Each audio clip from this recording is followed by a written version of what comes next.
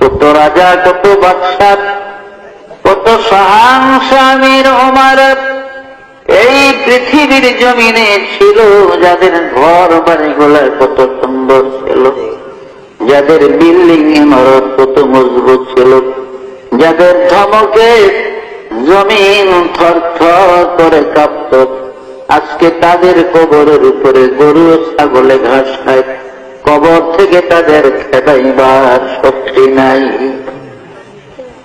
কুজা কারণ, কুজা ফেরাউন, কুজা নমরুদ সুদামান,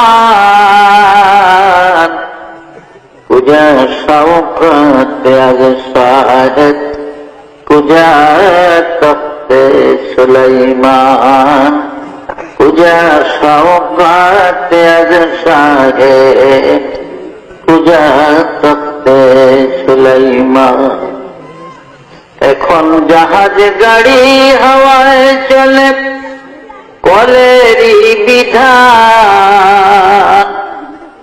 ওগো বিনা কলে হাওয়ায় চলত হযরত সুলাইমান, মোরা সেই মুসলমান। এই পৃথিবীর জমিনে চারজন বড় বড় প্রতাপশালী বাদশা ছিলেন, রাজা ছিলেন, যারা সারা দুনিয়া শাসন করেছে, যাদের রাজত্বের সীমানা ছিল মিনাল কাফে ইলাল কাফ, সূর্য উদয় হতে অস্তমিত স্থান পর্যন্ত রাজত্বের বাউন্ডারি ছিল। এমন চারজন বাদশা ছিলেন এই পৃথিবী। এদের মধ্যে দুইজন ছিল কাফের আর দুইজন ছিলেন মুসলমান। কাফের মধ্যে দুইজন ছিল বাদশাহ নমরুদ এবং মুখতানসর, আর মুসলমানের মধ্যে ছিলেন হযরত নবী সাইয়েদনা সুলাইমান আলাইহিস সালাম এবং বাদশাহ যুলকারনাইন। যুলকারনাইন বাদশাকে কোরআনের ভাষায় যুলকারনাইন বলা হয়।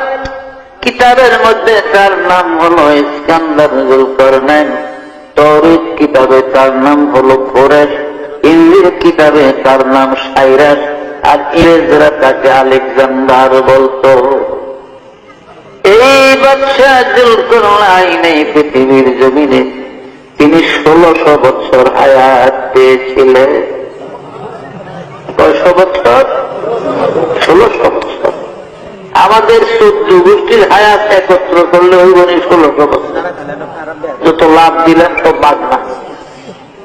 ভাইয়েরা আমার, বাদশাহ যুলকারনাইনকে আল্লাহ পাক মুজিজা স্বরূপ একটা ঘোড়া দান করেছিলেন।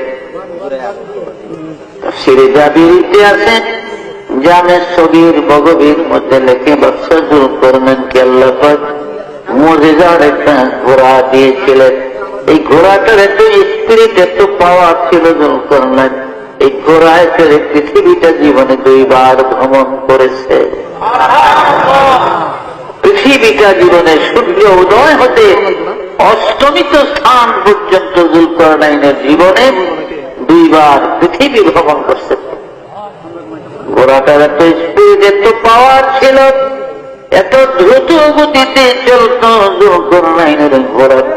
যখন তিনি ঘোড়ায় চড়ে পৃথিবী ভ্রমণের জন্য ঘোড়াকে চাবুক মারতেন, আঘাত করতেন, তার ঘোড়াটা এক এক কদমে 12,000 মাইল করে চলত। জেরুজালেম শহর থেকে, অর্থাৎ বাইতুল মুকাদ্দাস থেকে, বাইতুল মুকাদ্দাসের আরবিতে 3টা নাম, বাইতুল মুকাদ্দাস, বাইতুল মাকদাস, বাইতুল কুদস, এই 3 নামে ব্যবহার। আর ইংরেজিতে বলা হয় জেরুজালেম। ইহুদিরা ইব্রানি ভাষায় তারা ওর সেলিম বলে জেরুজালেম। 5টা নাম হল। এই বাইতুল মুকাদ্দাস বা জেরুজালেম শহর থেকে 9 মাইল উত্তর দিকে গেলে একটা মহকুমা শহর, ইংরেজিতে আলেকজান্ডারিয়া সিটি বলা হয়, আরবিতে মদিনাতুল ইস্কান্দারিয়া বলে। এই ইস্কান্দারিয়ার মধ্যে বাদশাহ যুলকারনাইনের কবর আমি গুনাহগার অনেকবার জিয়ারতের তৌফিক আল্লাহ দান করেছিলেন।